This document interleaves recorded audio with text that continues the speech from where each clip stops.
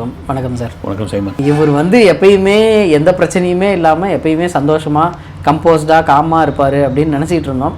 But அவர் லைஃப்லேயும் ஒரு divorce இப்போது announce பண்ணியிருக்காங்க. வேறு யாரும் இல்லை, ஏஆர் ரஹ்மான் சாரும் சைரா பானு மேமும் தான் டிவோர்ஸை அனௌன்ஸ் பண்ணியிருக்காங்க. என்ன தான் சார் பிரச்சனை? நேற்று இரவு சைரா பானு போட்ட அந்த பதிவு உண்மையிலே பெரிய அதிர்ச்சியாக இருந்தது. அதுக்கு காரணம் என்னென்னா, ஏஆர் ரஹ்மானை தாண்டி ஒரு 29 வருட வாழ்க்கை, ஒரு 3 பிள்ளைகள், அந்த ஒரு பெண்ணிற்கு இப்போ தான் திருமணம் நடந்தது. இதெல்லாம் தாண்டி எந்த சின்ன கான்ட்ரவர்சியில் கூட சிக்காத ரஹ்மான். சில தரப்பில் விசாரித்த போது கூட தெரியல அப்படின்ட்டாங்க. மேனா நீங்கள் மற்ற யாராவது இருந்தால் கூட ஒரு விஷயம் நமக்கு தெரிய ஆரம்பிக்கும். அது தவிர பார்த்தீங்கன்னா இதுக்கிடையில் எந்த கான்ட்ரவர்சியும் கிடையாது அவங்களுக்குள்ள. இந்த அறிவிப்பே திடீர் அறிவிப்பாக இருக்குது. இப்போ பார்க்கும்போது அந்த 2 பேருக்குமான வழக்கறிஞர் வந்தனா ஷா அவங்க ஒரு பதிவு போட்டிருக்காங்க. அவங்க நிறைய செலிப்ரிட்டிகள்லாம் லாயராக இருக்காங்க. குறிப்பாக விவாகரத்து பெற்றுத்தரக்கூடிய குடும்ப நல வழக்கறிஞராக இருக்காங்க. அவங்க சொல்கிறது என்னென்னா, இவங்க 2 பேருக்கும் நீங்கள் சொல்கிற மாதிரி தான், ஒரு செக்ஸுவல் பிரச்சனை கிடையாது, ஒரு இல்லீகல் பிரச்சனை கிடையாது. 2 பேருக்கிட்டும் ஒரு அடிதடி சண்டை அது மாதிரிலாம் எதுவும் கிடையாது. அவங்க பொதுவாக சொல்கிறது என்னென்னா, ஒரு செலிப்ரிட்டி, ஒரு கோட்டீஸ்வரர்கள் அவர்களுக்குள் ஒரு வாழ்க்கையில் ஒரு கட்டத்திற்கு மேல் ஒரு சின்ன போர் அடித்து போயிடும், ஒரு தொய்வாயிருப்போம். அது என்ன காரணம்னு நம்மளால் சொல்லவே முடியாது. அந்த நேரம் அவங்க விவாகரத்து மியூச்சுவலாக விவாகரத்து நாங்கள் பிரிஞ்சு போகிறோம்னு சொல்கிறது நடக்கிற ஒரு விஷயம்தான். இது நம்ம மிடில் கிளாஸ் ஆட்களுக்கும் சாதாரண ஆளுக்கும் இது பெரிய அதிர்ச்சியாக இருக்கலாம். ஆனால் அவங்க சொல்கிறது அவங்க பதிவை பார்த்தா இது ரொம்ப காலம். ஏன்னா அவங்க அத்தனை பேருக்கும் லாயராக இருக்காங்க. நிறைய கேஸ்லாம் சந்திச்சு வராங்க. காலகாலமாக இருக்குது. நான் கேள்விப்பட்டது, நான் கதைகளில் படித்து, நான் திரைப்படங்களில் பார்த்தது என்ன, மேலை நாடுகள், மேற்கத்திய நாடுகள் இது சகஜமான ஒரு விஷயம். இது இந்தியாவுக்குள் அப்படியே வந்துருச்சு. இவங்களே என்ன சொல்கிறாங்க, நான் அட்டன் பண்ண பெரிய செலிபிரிட்டிலாம் இது மாதிரி தான் ஒன் நைட் ஸ்டாண்டு. கரெக்டு. அது எனக்கே ரொம்ப ஆச்சரியமாக இருக்குது. நான் படிச்சிருக்கிறேங்காண்டி இது இந்தியாவுக்குள் இருக்கா அப்படின்ற ஒரு விஷயம் இருக்குது. இது என்னன்னா, இந்த கல்யாணம் ஆனவங்களோ ஆகாதவர்களோ அது ஒரு நாள் சந்திக்கிறாங்க. அந்த சந்திப்புக்கு ஒரு நாள் இரவு அவங்க ஒரு செக்ஸ் வச்சுப்பாங்க. செக்ஸ் வச்சுட்டு அடுத்த நாள் அவங்க வேலையை பார்த்துட்டு போயிடும். இது மிகப்பெரிய நமக்கு ஒரு பெரிய கலாச்சாரமாக இது ஒரு இதுவாக தெரியுது. பெரிய இந்த மும்பை, பெங்களூர் அந்த மாதிரி இடத்துலலாம் இருக்குன்னு நினைக்கிறேன். அவங்க அதை தான் சொல்கிறாங்க. சொல்லிட்டு வரும்பொழுது இன்னொரு விஷயத்தை முக்கியமாக சொல்கிறாங்க. இங்கே நோட் பண்ணக்கூடிய விஷயம், பேரை குறிப்பிடல கண்டி, சவுத் இந்தியாவில் ஒரு பெரிய ஃபேமிலி, சினிமா ஃபேமிலி, அந்த பெரிய ஃபேமிலிக்கு ஒரு நடிகை மருமகளாக வராங்க. மருமகளாக வந்த பிறகு அவங்க டைவர்ஸ் ஆனதுக்கு காரணமே அவங்க மாமனார் தான். அதுலேயும் கூட பார்த்தீங்கன்னா ஒன்றும் செக்ஸுவலான விஷயங்கள் எதுவும் கிடையாது. என்னன்னா, தன்னுடைய அந்த கணவர், அவரும் நடிகர், அவர் படுக்கை அறையில் புலியாக இருப்பார். நைனாவை பார்த்தோடனே பூனையாக மாறிடார். அப்பாவை பார்த்தோடனே கால் நடுங்க ஆரம்பிச்சிடும். இது அந்த பெண்ணுக்கு பிடிக்கல, அந்த நடிகைக்கு பிடிக்கல, இது மாதிரி இருக்கிறது. அந்த பிரிவு காரணமே அவர் தான் அப்படின்னு அதையும் பேசியிருக்காங்க. இவங்க சொல்கிற விஷயம் என்னென்னா, நீங்கள் எந்த விதமான ஒரு தவறான இதுவும் ரஹ்மான், சைரா பானு மேலே நீங்கள் பழி சுமத்தவே முடியாது. அவர்களாக எடுத்த ஒரு முடிவு. அந்த முடிவுக்கான பின்னணி, அதுக்கான பின்னால் இருக்கக்கூடிய ஒரு விஷயம் என்னென்னா இதுதான். சார், இவரோட ஆரம்ப காலகட்ட வாழ்க்கையெல்லாம் பார்க்கும்போது இவர் அரேஞ்ச் மேரேஜ் தான், லவ் மேரேஜ் கிடையாது. பட் அரேஞ்ச் மேரேஜ் தான். 29 இயர்ஸாக சேர்ந்துருக்கிறது அந்தளவுக்கு ஒரு சின்ன விஷயம்லாம் கிடையாது எனக்கு தெரிஞ்சு. இவங்க ஆரம்ப காலகட்டத்தில் எப்படி சார் இருந்தது? இல்லை, ஆரம்ப கட்டக்காலம் நிறைய பேருக்கு ரஹ்மானை தெரிஞ்சிருக்கும். அதை தாண்டி ரஹ்மானுடைய ஒரே ஒரு சம்பவம், அவருடைய தந்தை சேகர் மறைந்து போகிறார். அவரும் இசையமைப்பாளர். அப்புறம் இவரோடு தான் குடும்ப சுமைகள்லாம் வருது. சகோதரிகள் இருக்காங்க, அம்மா இருக்காங்க. அம்மா மேலே ஒரு தீவிர ஒரு அதீத பாசம் கொண்டவர். அப்போ நல்லா கீபோர்டு வாசிப்பார். எலக்ட்ரானிக்ஸ் இதில் ஆர்வம் உள்ளவர். கம்ப்யூட்டர் மியூசிக் இவர் தான் இது பண்ணுறாரு. இவருடைய திறமை தெரிஞ்சு இளையராஜா அவருடைய படங்களுக்கு புன்னை மன்னனுடைய பீட்லாம் இவர் தான் வாசித்தது. அப்போ இவர் பிரசாத் ஸ்டுடியோவுக்கு கூப்பிடாமல் அப்போது வீட்டில் 38 முருகேசன் ஸ்ட்ரீட், டி நகரில், அப்போ வீட்டில் போயிட்டு சில இளையராஜா கொடுக்குற நோட்ஸ்லாம் வாசித்து அதை கொடுத்துட்டு இவர் வந்துடுவார். அப்போ சில நாட்கள் மதியம் தாண்டி சாயங்காலம் வரைக்கும் போயிட்டுருக்கணும். அப்போ அவங்க அம்மா அந்த சாப்பாடு கொண்டு போவாங்களாம். கொண்டு போயிட்டு வச்சுருப்போன்னா, அந்த வீட்டுக்கு வெளியே நான் போயிருக்கேன், இளையராஜா வீட்டுக்கு வெளியே பெரிய கார்டன் ஒன்று இருக்கும். அந்த கார்டனில் உட்கார வச்சு தான் சாப்பாடு போட்டிருக்காங்க. உள்ளே கூட வான்னு சொல்ல மாட்டார். ரைட்டு, இந்த வழியெலாம் கூட ஒரு சமயம் ரஹ்மானுக்கு இருந்திருக்கலாம். அப்போ திலீப் குமார் அவர். அதுக்கப்புறம் தாய்க்கு ஒரு உடல்நிலை சரியில்லாமல் போகுது. உடல்நிலை சரியில்லாமல் போன பொழுது எங்கெங்கேயோ வைத்தியம் பார்க்குறாங்க. அம்மா மேலே ஒரு பெரிய இது, அப்பா வேறு இறந்துட்டார், அம்மா மட்டும்தான் நமக்கு, இத்தனை சகோதரிகள் இருக்காங்கன்னு ஒரு இஸ்லாமிய பெரியவர் அவர் பொன்னேரியில் இருக்கிற ஒரு தர்காவில் போய் நீங்கள் ஒரு வேண்டுதல் வைங்க தம்பி, அம்மாவுக்கு சரியாக போகும்போது அந்த வேண்டுதல் வைக்கிறாரு. அது சரியாக மாறுகிறது. இறை மீது நம்பிக்கையாகிறது. இஸ்லாத் மீது பெரிய நம்பிக்கையாகிறார். திலீப் குமார் அல்லா ரக்கே ரகுமானாக மாறுகிறார். வந்து ஃபேமிலியே மாறுறாங்க. வந்து அதன் மீது இறைவன் தான் அப்படின்ற ஒரு விஷயம். அவர் எங்கேயும் வந்து ஒரு மத பிரச்சாரமோ அல்லது இதுதான் நான் கூட சொன்னது கிடையாது. ஒரு சைலண்டாக அவர் பாட்டு கலந்து போயிட்டு வருது. இதெல்லாம் தாண்டி மிகப்பெரிய ஒரு விஷயம். அதன் பிறகு வந்து அவர் வந்து விளம்பர படங்களுக்கு சில மியூசிக் ஆல்பத்துக்கெல்லாம் பண்ணிகிட்டு இருந்தார். மணிரத்னத்திற்கும் இளையராஜாவுக்குமான ஒரு சின்ன முரண்பாடு, ஒரு சண்டை, அது கவிதாலயா ப்ரொடக்ஷனுக்காக வருது. அப்புறம் பாலச்சந்தர் கோபமாக வர்றாரு. கோபமாகி அப்பொழுது எக்ஸிக்யூட்டிவ் ப்ரொடியூசர் அப்புறம் பிறகு தயாரிப்பாளர் நடிகரமான பிரமிட் நடராஜன்கிட்ட கேட்குறாரு, அவர் நாம் ஏன் புது மியூசிக் டைரக்டர் ஒருத்தர் கொண்டு வர முடியாதா அப்படின்போது ஒரு பையன் இருக்கிறான் கெட்டிக்காரன், நீங்கள் வேணால் பாருங்கள் அப்படின்போது வர வைக்கின்றாரு. மயிலாப்பூர் கவிதாலயா ஆஃபீஸ் கூட்டு போகிறாங்க, உட்கார வைக்கிறாங்க. பாலச்சந்தர் சார் பார்க்குறாரு, ஏன்னா சின்ன பையன் என்ன பண்ண போகிறான்னு கை சும்மா விளையாடுது. அப்போ பாலச்சந்தர் கேபி சார் சொல்கிறாராம், நான் வந்து எம்எஸ்சி விஸ்வநாத ராமமூர்த்தியும் பார்த்துட்டேன், இளையராஜாவும் பார்த்துட்டேன், இந்த பையன் ஒரு புது இதுவாக படம் இவன் கலக்க போகிறான் பாரு, எழுதி வச்சுக்கின்றாரான். அதுதான் ரோஜா படம். Super duper hit. ரோஜாவுக்கு பிறகு ரகுமானுடைய வளர்ச்சி, இமாலய வளர்ச்சி. அந்த இமாலய வளர்ச்சியில் வேற யாராவது இருந்திருந்தால் காலரை தூக்கி விட்டுக்கிட்டு இது பண்ணிக்கிட்டு நான் தாண்டா கொம்முன்னுவாங்க. அப்பொழுது கூட அந்த அடக்கம்ன்ற ஒரு விஷயம் இருக்கு இல்லையா, அதுதான் ரகுமானுடைய பெரிய பலம். இன்றைக்கு கூட அனைவருக்கும் எல்லாருக்குமான ஆச்சரியம் என்னன்னா, எப்போ உங்களுக்குள்ள என்னதான் பிரச்சனை, ரகுமானுக்கா இப்படி நீங்கள் கரடுமுரடான ஒரு நபராக இருந்து இவர் கான்ட்ரவர்சி பேசக்கூடியவர், இவர் திமிர்த்தனமான ஆள், இவர் எல்லாத்தையும் லெஃப்ட் ஹேண்டில் தான் டீல் பண்ணுவார் அப்படின்ற ரேஞ்சில் இருந்தால் கூட பரவாயில்ல.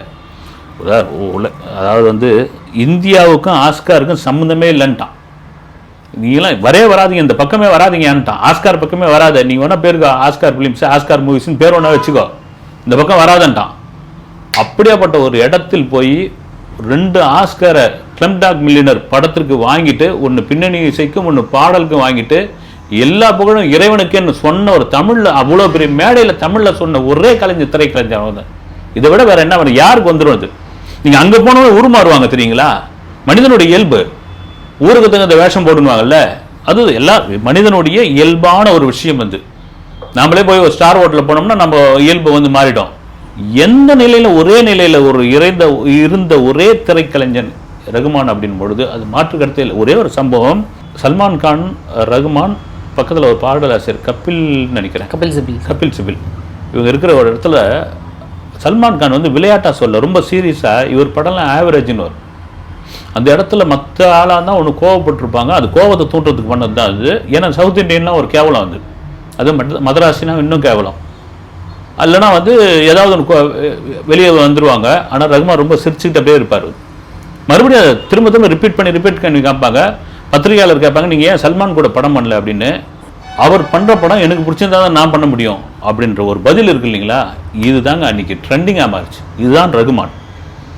இதுதான் நீங்கள் அந்த நேரத்தில் என்ன வேணாலும் நம்ம வேறு மாதிரி சொல்லியிருக்கலாம் வந்து. அப்புறம் சல்மானே ஃபீல் பண்ணியிருப்பார். அதை தாண்டி பாலிவுட்டே கொண்டாடின ஒரு நபர் வந்து. சார் லாஸ்ட் இயர் கூட ஒரு இஷ்யூ நடக்கும்போது அப்போ கூட ஏஆர் ரஹ்மான் சார் வந்து நல்ல சப்போர்ட் பண்ணுற மாதிரி தானே சார் பேசிகிட்டு இருந்தாங்க. திடீர்னு என்ன பிரச்சனை சார் ஆகிருக்கும்? ஆமாம், உங்களுக்கு இந்த விகடன் விருது வழங்கும் விழாவில் வந்து ஒரு இது கூட நடந்தது வந்து, ரகுமான் கிட்ட கேள்வி கேட்பாங்க, உங்கள் ஒய்ஃபுக்கு உங்ககிட்ட பிடிச்சது எது அப்படின்போது என்னுடைய குரல் ரொம்ப பிடிக்கும் அப்படின்வாங்கன்ட்டு பேசிகிட்டு இருந்தப்போ அவங்கள கூப்பிடுவாங்க, சாய்ரா பானுவை கூப்பிட்டு, நீங்கள் எதை வச்சு அவர் பிடிக்கும் குரல் பிடிக்கும் அப்படின்னு சொல்கிறீங்கன்னு பொழுது அவங்க இங்கிலீஷில் பேச ஆரம்பிப்பாங்க. தமிழ் அப்படின்னு வருது. அரங்கமே வந்து பெரிய அளவில் கைத்தட்டும். அது அமெரிக்காவாக கூட இருக்கட்டும், அது தன்னுடைய துணைவியார் கூட இருக்கட்டும், அது தமிழ் அப்படின்ற ஒரு விஷயம் இருக்கு இல்லைங்களா, அது அப்படி வந்து ஒரு இதுவாக இருக்கும். அப்போ அவங்க சொல்லியிருப்பாங்க, எனக்கு தமிழ் கேட்க தெரியும், இது பண்ண தெரியும், ஃப்ளூயண்ட்டாக எனக்கு பேச தெரியும், இதுக்கான மேடை அது கிடையாது அப்படின்னு சொல்லி அவங்க ஒரு குஜராத்தி சேர்ந்தவங்க, தமிழ் தெரியாதுன்ட்டு வந்து அந்த மேடையில் ரகுமானுக்கு தான் ஒரு பெரிய ஸ்கோராக அது கிடைக்கும். வந்து இதில் ஒரு முக்கியமான ஒரு விஷயம் என்னென்னு, நீங்கள் அந்த நடிகை கஸ்தூரி வந்து ஒரு ட்வீட் ஒன்று போட்டிருப்பாங்க. இப்போ ஜெயிலில் இருக்காங்களே அவங்கள, அது அவங்களே தான், அந்த கஸ்தூரி தான். அவங்க அப்பயே ஆரம்பிச்சிட்டாங்க வந்து அந்த வேலையை வந்து. ரகுமானுக்கு போட்டிருப்பாங்க, உங்கள் மனைவி வந்து என்ன மொழி பேசுகிறாங்க, அவங்க ஹிந்தி பேசுகிறாங்களா, துளு பேசுகிறாங்களா, என்ன இதுன்னே புரியல, அவங்களுக்கு தமிழ் பேச தெரியாதா, உங்களுக்கு எப்படி இசை புயலுடைய மனைவி எப்படி இருக்காங்க ரேஞ்சில் என்னென்னோ பேசி இது பண்ணியிருப்பாங்க. அதுக்கு ரகுமான் வந்து கீழே பார்த்தீங்கன்னா காதலுக்கு மரியாதைன்னு ஒரு விஷயம் பெரிய ட்ரெண்டிங்கில் ஆகிடுச்சு. இது இப்போ கஸ்தூரி வந்து அப்பயே அந்த வேலையை ஆரம்பிச்சாச்சு பொழுது. இந்த வாய் சும்மா இருக்காது இல்லை, ரகுமானாருக்கு ஒரு பொறுமையாக கடந்து போயிட்டார் வந்து. வேறு கஸ்தூரிலாம் ஒரு ஆளாக தூக்கி போட்டார் வந்து, இப்போ ஏன் வந்து தேவையில்லாத வேலை வந்தது அங்கேயே சீர்ன ஒரு விஷயம் என்னன்னா அந்த அளவுக்கு காதலுக்கு மரியாதைன்னு ஒரு இதை போட்டு ட்ரெண்ட் பண்ணி விட்ட ஒரு நபர் வந்து இந்த 29 வருட வாழ்க்கையில் என்ன ஒரு மனக்கசப்பு ஏற்பட்டது, ஏன் பிரியணும். இந்த 3 குழந்தைங்களும் ஒரு பதிவு போட்டிருக்காங்க, அவங்களுடைய குழந்தைகள் வந்து 3 பேரும் ஒரு பதிவு போட்டிருக்காங்க. இது வந்து எங்கள் அப்பா அம்மாவுடைய ப்ரைவேசி, இதில் யாரும் தலையிட வேண்டாம். ஆனால் அவர்களுக்குள்ள கண்டிப்பாக ஒரு வழி இருக்கும். கண்டிப்பாக இப்போ சமீபத்தில் தான் அவங்களுடைய மகள் திருமணம் நடந்தது. அதை கூட ஒரு சில பேர் விமர்சனம் பண்ணியிருக்காங்க. வந்து இந்த பிரிவுக்கு காரணம் என்னென்னா மகளுடைய திருமணம் யாருன்னா வேறு யாரும் இல்லை, அவர்கிட்ட சவுண்ட் இன்ஜினியராக இருந்த ஒருத்தர் தான் திருமணம் பண்ணி வச்சுருக்காரு. இதுதான் அவங்களுக்கு பிடிக்கலன்னு நிச்சயமாக கிடையாது. ஒரு மனுமொத்த இதுதான். இப்போ ஏஆர் ரகுமானாக இருப்பதற்கு முன்னால் அவர் ஒரு சாதாரண திலீப் குமாராக தான் இருந்தார், திலீப்பாக தான் இருந்தார். அப்போ சாதாரணமாக தான் இருந்தார். வந்து அந்த பாகுபாடெலாம் கிடையாது. வந்து மகள் ஆசைப்பட்டாங்க, பையன் நல்ல பையன், தகுதியெல்லாம் ஒரு பெரிய விஷயம் கிடையாது. இன்றைக்கி நமக்கு தகுதி வளர்ந்துருச்சு. தகுதி வளராத முன்னுக்கு நாம் எப்படி இருந்தோம், அது அவங்க மனைவி அதை ஏற்றுக்கிட்டாங்க. காரணம் 1000 சொல்லுவாங்க, ஆனால் அவங்களுடைய லாயர் சொன்னது தான் முக்கியமான ஒரு விஷயம். ஜிவி பிரகாஷ் அவரோட டிவோர்ஸ் அப்போது ஏஆர் ரஹ்மான் சார் வந்து அவர் ஏதாவது அட்வைஸ் பண்ணுவார் அப்படின்ற மாதிரி நம்ம நினச்சிட்டு இருந்தோம். பட் இப்போ வந்து அவரே இது மாதிரி டிவோர்ஸ் அனௌன்ஸ் பண்ணது வந்து எல்லாருக்குமே ஒரு பெரிய ஆச்சரியமாக இருந்தது. எல்லாமே இருக்குது இவங்கள்ட்ட வந்து இல்லாததே கிடையாது. ஆனால் அந்த சந்தோஷம் மட்டும் இல்லாததால் நாங்கள் வந்து பிரிகிறோம் அப்படின்னு மாதிரி சொல்லியிருக்காங்க. இல்லை ரகுமானுடைய ஒரு பழைய இதில் வந்து ஒரு பேட்டியில் இருக்கோம். எனக்கு 29 வயசுலேயே எனக்கு ரொம்ப நான் வயசாகி போச்சுன்னு ஒரு ஃபீல் எனக்கு வந்துருச்சு. வந்த பிறகு எங்கள் அம்மாக்கிட்டே போயிட்டு நான் வந்து எனக்கு கல்யாணம் பண்ணி வைக்குமான்னு கேட்டேன். அதுக்கு முன்னாடி பார்த்தீங்கன்னா என்னுடைய ஸ்டுடியோவில் வரக்கூடிய பாடகைகள்லாம் பார்த்து கூட நான் நேரடியாக பேச மாட்டேன், அவ்வளோ கூச்ச சுபாவம் உள்ளவன் நான் வந்து. ஆனால் இது எப்படி கேட்டேன்னு எனக்கு தெரியல.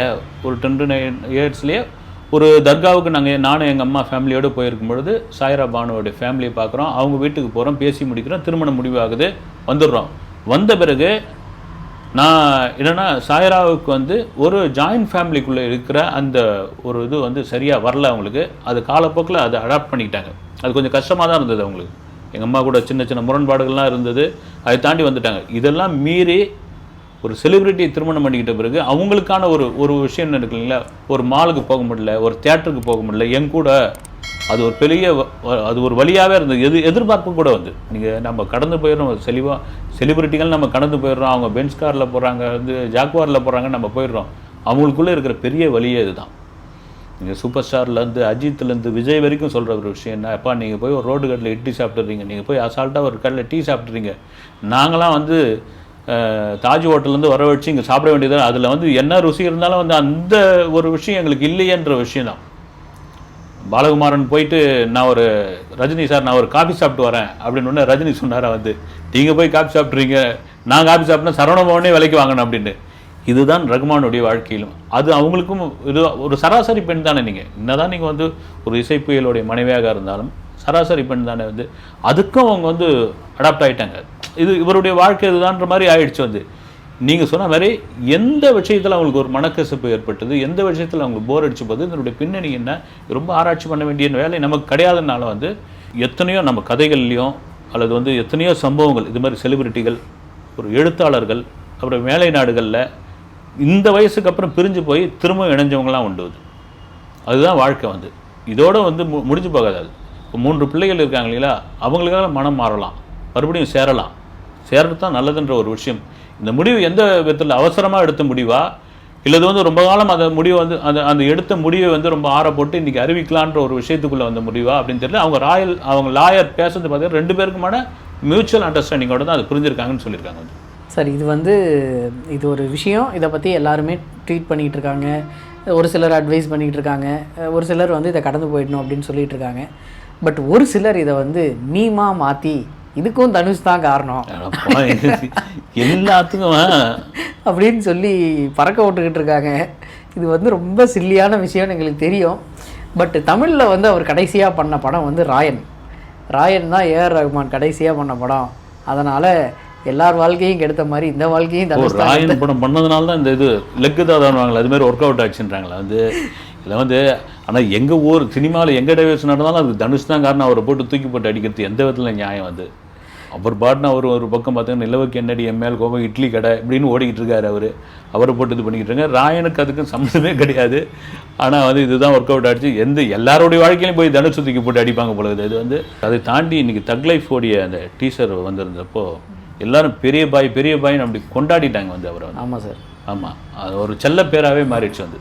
பெரிய பாய் இறங்கி சம்பவம் பண்ணியிருக்கு. எனக்கு பார்த்தீங்கன்னா நீங்கள் எத்தனையோ மியூசிக் டைரக்டர் வராங்க. ரகுமானுக்கான அந்த ஒரு யூனிக் ஒன்று இருக்கு இல்லைங்களா, அந்த ஒரு கிரேஸ் இருக்குல்ல, அது யாராலையும் அசைக்க முடியல. நீங்கள் அனிருத் கூட ஒரு 5 படம் கொடுக்குறாரு, ஒரு 2 படம் ட்ரோல் மெட்டீரியலாக மாறுறாரு, மற்ற இதெல்லாம் கூட கிடையாது. ஆனால் ரகுமானுடைய அந்த வேல்யூ இருக்குல்ல, அது ஸ்டாண்டர்டான ஒரு வேல்யூ அது. இதனால் அவருடைய அந்த கிரேஸ்லாம் மாற போகிறது கிடையாது. திரும்ப சொல்கிறது தான், இந்த டைவர்ஸ்க்கான இந்த விவகாரத்துக்கான முழுமையான காரணம் என்னன்னு நமக்கு இன்னுமே தெரியல வந்து. இன்னும் முழுமையாக அவங்க சொன்னால் தான் உண்டு, சொல்லாமல் அவங்க கடந்து போகலாம், சொல்ல வேண்டிய அவசியமும் கிடையாது அவங்களுக்கு.